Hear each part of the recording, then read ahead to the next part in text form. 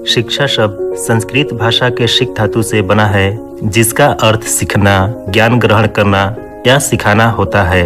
अगर हम शिक्षा की बात करें तो केवल किताबी शिक्षा ही शिक्षा नहीं है। इसके अंतर्गत सामाजिक शिक्षा, व्यवहारिक शिक्षा, शारीरिक शिक्षा वगैरह भी आते हैं। शिक्षा एक ऐसी साधन है जो हमें जीव जगत के अन्य जीवों से अलग करती है। शिक्षा से ही हमारा विकास होता है। इससे हम अपना व्यक्तित्व जीवन सुखमय बनाते हैं और सामाजिक जीवन में अपने कर्तव्य का पालन करते हुए राष्ट्र के निर्माण में योगदान देते हैं। अरस्तु के अनुसार स्वस्थ शरीर में स्वस्थ मस्तिष्क का निर्माण करना शिक्षा है। स्वामी विवेकानंद के अनुसार मनुष्य में अंतर्निहित पूर्णता को व्यक्त करना ही शिक्षा है। बायड एच बोर्ड के अनुसार समाज और शिक्षा एक दूसरे से पारस्परिक कारण और परिणाम का संबंध है। किसी भी समाज का स्वरूप उसकी शिक्षा व्यवस्था को निर्धारित करता है। उनके अनुसार शिक्षा और समाज दोनों एक दूसरे से गुथे हुए हैं। शिक्षा समाज में ही फलती फूलती है और समाज भी शिक्षा की छाया में अपने को अधिक प्राणवान, गतिशील, सजग एवं सुसंस्कृत बनाता है। वैदिक युग से लेकर आज तक हमारे देश में शिक्षा का मूल तात्पर्य यह रहा है कि शिक्षा प्रकाश का वह स्रोत है जो जीवन के विभिन्न क्षेत्रों में हमारा सच्चा पथ प्रदर्शन करती है। वैदिक काल की शिक्षा की एक प्रमुख विशेषता गुरुकुल प्रणाली थी। विद्यार्थी अपने गुरु के आश्रम में रहते थे, वहीं रहकर वे विद्या ग्रहण करते थे। विद्यार्थियों में शिष्टाचार, आत्मसंयम जैसे सद्गुण होते थे तथा उन्हें नैतिक मूल्यों की शिक्षा दी जाती थी। शिक्षण विधि मौखिक थी और विद्यार्थियों को आचार्य द्वारा बताई गई बातों को याद करना होता था। ईसा की 6ठी शताब्दी में बुद्ध ने निर्माण की प्राप्ति के लिए अष्टांगिक मार्ग बताया। बौद्ध शिक्षा के प्रमुख मठों में धार्मिक, सांसारिक, दार्शनिक और व्यवहारिक ज्ञान प्राप्त किया जाता था। हमें चीनी यात्रियों जैसे हेनसांग और आइसिंग के लेखों में सार्वजनिक या प्राथमिक शिक्षा का उल्लेख मिलता है। इन यात्रियों के अनुसार प्राथमिक शिक्षा 6 वर्ष की आयु से प्रारंभ होती थी। छात्रों को 6 माह तक सीधी रस्तु नामक बाल पोथी पढ़नी पड़ती थी, जिसमें वर्णमाला के 49 अक्षर थे। इनको समाप्त करने के बाद छात्रों को शब्द विद्या, शिल्प स्थान विद्या, चिकित्सा विद्या, हेतु विद्या और अध्यात्म विद्या का अध्ययन करना पड़ता था। उच्च शिक्षा के केंद्रों में नालंदा, विक्रमशील वगैरह थे। वैदिक धर्म के पुनः उत्थान के कारण बौद्ध धर्म का ह्रास होता चला गया और कालांतर में लुप्त हो गया, परंतु शिक्षा के क्षेत्र में बौद्ध धर्म ने क्रांति उत्पन्न कर दी। हमारे देश की आर्थिक उन्नति तथा संपन्नता से आकर्षित होकर मुसलमानों ने ईसा पूर्व 8वीं शताब्दी में हमारे देश पर चढ़ाई करना शुरू किया। भारत में लगभग 550 वर्षों तक मुसलमानों का शासन रहा। उस काल में शिक्षा की एक नई पद्धति शुरू हुई। मुस्लिम साम्राज्य की स्थापना होते ही इस्लामी शिक्षा का प्रचार प्रसार होने लगा।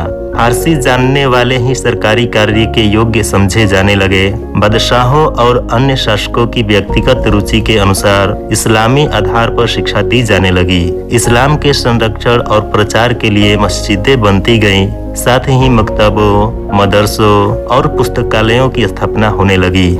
उस काल में मुख्यतः धार्मिक शिक्षा दी जाती थी तथा इतिहास, साहित्य, गणित जैसे विषयों की भी पढ़ाई होती थी। राजकुमारों और राजकुमारियों के लिए महलों के अंदर ही शिक्षा की व्यवस्था थी। उन्हें गृह शिक्षक ही राज्य व्यवस्था, सैनिक संगठन, युद्ध संचालन वगैरह का ज्ञान प्रदान करते थे।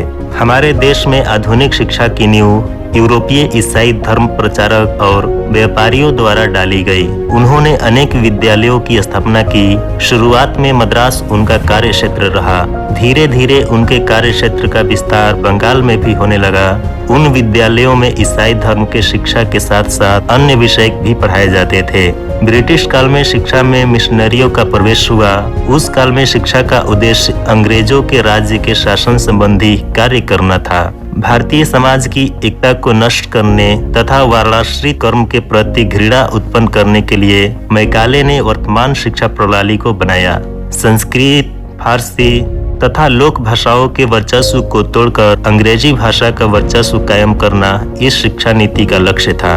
1 सदी तक अंग्रेजी शिक्षा के प्रयोग में लाने के बाद भी 1935 ईस्वी में भारत की साक्षरता 10% के आंकड़े को भी पार नहीं कर पाई। स्वतंत्रता प्राप्ति के समय भारत की साक्षरता लगभग 13% ही थी। इस शिक्षा प्रणाली ने उच्च वर्गों को भारत के शेष समाज में अलग रखने में महत्वपूर्ण भूमिका निभाई। इस शिक्षा प्रणाली की बुराइयों को सबसे पहले गांधी जी ने 1917 में गुजरात एजुकेशन सोसाइटी के सम्मेलन में उजागर किया। उन्होंने शिक्षा में मातृभाषा का स्थान और हिंदी के पक्ष को राष्ट्रीय स्तर पर तार्किक ढंग से रखा। सन 1944 में हमारे देश में शिक्षा कानून पारित किया गया। आजादी के बाद कई तरह के आयोग गठित किए गए, जिन्होंने समय समय पर शिक्षा में सही दिशा देने का भरसक प्रयास किया। स्वतंत्रता के बाद उच्च शिक्षा का स्तर तो बढ़ा है, किंतु प्राथमिक शिक्षा का आधार कमजोर होता चला गया, क्योंकि आधुनिक शिक्षा को हमारे देश में व्यावसायिक शिक्षा के रूप में परिवर्तित कर दिया गया है।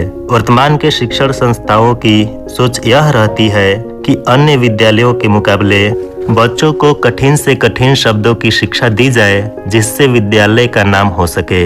आजकल के शिक्षण संस्थान वैसी शिक्षा चुनते हैं जिससे उनकी आर्थिक स्थिति ज्यादा से ज्यादा मजबूत हो सके।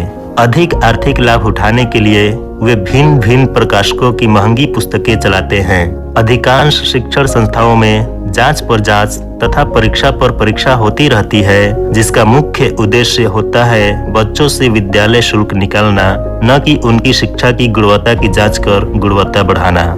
अभिभावक अपने बच्चों का नामांकन शुरू से ही अंग्रेजी माध्यम की मशहूर विद्यालयों में करवाते हैं, जिसके फलस्वरूप उनके बच्चे अच्छी शिक्षा ग्रहण कर सुयोग्य बन सके। लेकिन आधुनिक शिक्षा के दोषों के कारण उन्हें मनोवांछित सफलता नहीं मिल पाती है। वर्तमान परिवेश में विद्यार्थी केवल रोजगार पाने के उद्देश्य से पढ़ाई करते हैं। इसके लिए वे छात्रावास, निजी विद्यालयों वगैरह का सहारा लेने के बावजूद भी 100% सफलता हासिल नहीं कर पा रहे हैं। इसका कारण यह भी है कि वे ज्यादा से ज्यादा अंक प्राप्त करने की कोशिश करते हैं, न कि ज्ञान। वे अपनी संस्कृति, सभ्यता एवं संस्कार को भी भूलते जा रहे हैं। साधारण रहन सहन और उच्च विचार रखने में वे विश्वास नहीं करते। उनके रहन सहन का स्तर बहुत ऊंचा हो चुका है, जिसका नकारात्मक प्रभाव उनके अध्ययन पर भी पड़ता है। अमेरिका, चीन, रूस जैसे देशों में प्रारंभिक शिक्षा काल से ही व्यावसायिक शिक्षा भी दी जाती है। इस शिक्षा पद्धति के कारण वहाँ के बच्चे बेरोजगार नहीं रहते। शिक्षा रोजगारोन्मुख होनी चाहिए। शिक्षा का उद्देश्य केवल रोजगार दिलाना ही नहीं, बल्कि व्यवहारिक ज्ञान, शारीरिक ज्ञान अर्थात बच्चों में सर्वांगीण विकास कराना होना चाहिए।